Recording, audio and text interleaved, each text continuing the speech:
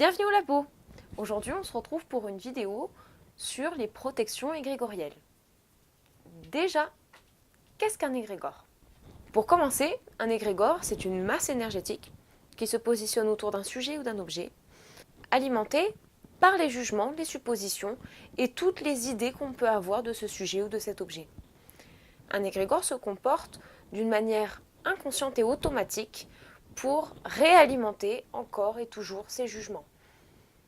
On peut considérer, par exemple, qu'une entité telle que Satan ou Dieu peuvent avoir des égrégores, étant donné qu'on ne connaît pas réellement l'entité qu'il y a derrière et qu'elles sont complètement submergées des jugements de nous tous. L'intérêt d'un égrégore en tant que protection sera d'utiliser cette masse énergétique groupée autour du sujet pour soit amortir les attaques, absorber les attaques, les dévier ou tout simplement leur permettre de ne pas exister pour vous. Il existe 3 types d'égrégores. L'égrégore de groupe ou de communauté, l'égrégore d'un sujet et l'égrégore d'un objet. L'égrégore de groupe se constitue autour d'une communauté qui a des mœurs et des activités communes aux membres. Cette masse énergétique qui va se positionner autour d'un égrégore de groupe permettra de solidariser les membres du groupe autour d'une même idée. Ce seront certainement les valeurs de cette même communauté qui constitueront l'égrégore auprès des personnes extérieures au groupe. Un égrégore de groupe est aussi constitué des jugements à l'intérieur même de la communauté. L'égrégore d'un objet, comme par exemple la boîte de Pandore, ne nous intéresse pas beaucoup aujourd'hui, mais je vais quand même l'expliquer. On prête à certains objets des intentions, des possibilités, des pouvoirs qui, au fur et à mesure, trouvent, on va dire, une certaine vérité, alors qu'initialement, ce n'était pas le cas. Bien souvent, c'est à cause de l'égrégore qu'on lui constitue.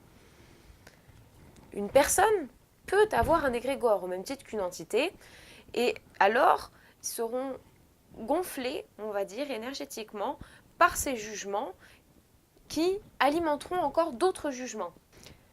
En quoi nous intéresse un égrégore pour une protection? L'égrégore de groupe, pour commencer, permet, on va dire, de diviser une attaque en le nombre de membres qui constituent l'égrégore, ou tout simplement d'absorber, avec la masse énergétique que constitue l'égrégore, une attaque.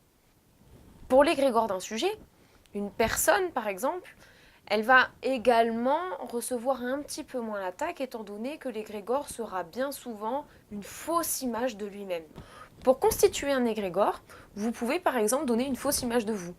Non pas qu'elle soit mauvaise ou bonne, juste qu'elle soit fausse. Par exemple, mentant, vous pouvez mentir. Après, il y a d'autres façons de créer un égrégore. Vous pouvez rester dans une certaine ambiguïté qui va alimenter les jugements d'autrui. Ainsi, vous pourrez vous constituer un égrégore qui sera soit votre protection primordiale, soit une source d'énergie pour construire votre protection. Et c'est là que ça devient intéressant. C'est-à-dire que lorsque vous avez un égrégore qui est à votre disposition, qu'il s'agisse d'un égrégore de groupe ou un égrégore personnel, vous avez accès à une énergie qui a été mise là, volontairement, et qui est inutile telle qu'elle est.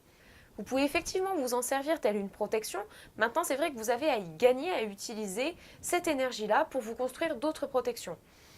Contrairement au vampirisme, les gens qui vous jugent, qui jugent une communauté, ont donné leur consentement pour donner cette énergie. Vous n'avez plus qu'à la récupérer et la dévier vers d'autres sigils, par exemple.